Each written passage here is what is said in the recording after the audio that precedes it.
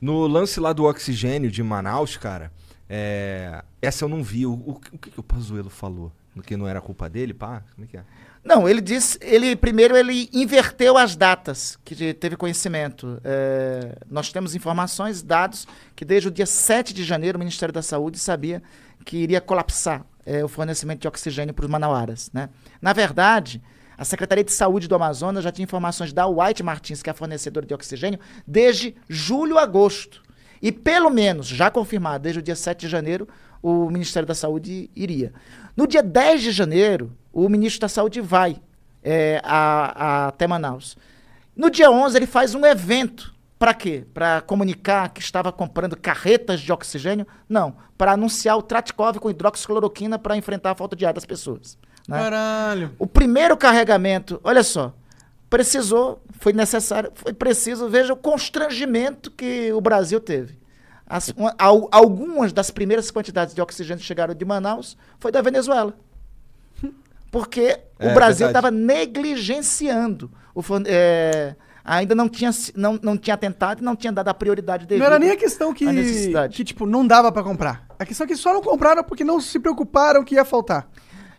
Eles tinham lá uma convicção, tinham informação, ou então, aí é a hipótese que nós estamos trabalhando. Nós acreditamos que o povo manauara, os cidadãos de Manaus, foram tratados como cobaia.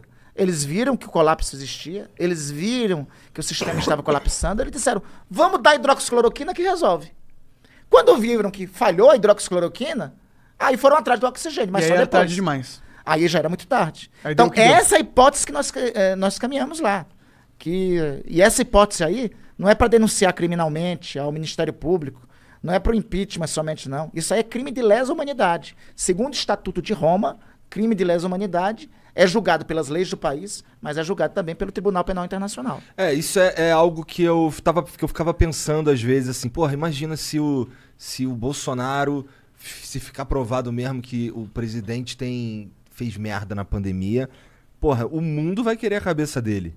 O que pode acontecer no fim da CPI lá? O que tu imagina? Igor, eu defendo que o relatório final da CPI tenha 3 grandes capítulos, que eu chamo de 3 tomos. O primeiro tomo apontar o que foi crime político.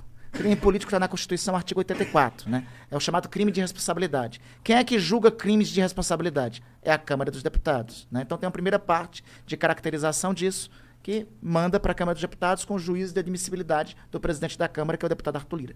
Uma segunda parte é dos crimes comuns. Esses crimes comuns vão para o Ministério Público Federal.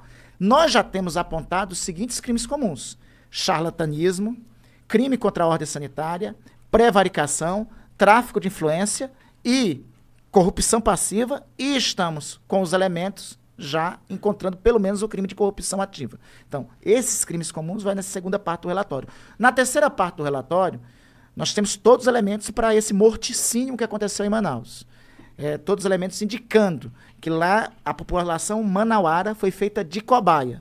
Tendo sido feito de cobaia, então aí é o crime de lesa humanidade, artigo 5º do Estatuto de Roma, do Tribunal Penal Internacional, né? Então, a ideia é apresentar um relatório com esses 3 grandes capítulos, com esses 3 grandes tomos. Aí você pode perguntar, mas aí o PGR não vai tocar, o presidente da Câmara não vai tocar? Bom, primeiro é o seguinte, a lei que rege as CPIs define o seguinte: aquela autoridade que recebeu o relatório da CPI tem 30 dias para dizer qual providência tomou.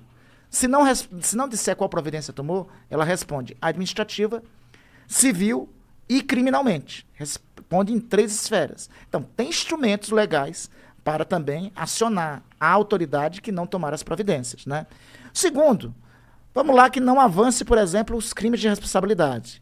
Mas os crimes comuns, os agentes responsáveis pelos crimes comuns, serão perseguidos pelo menos pelos próximos 15 a 20 anos.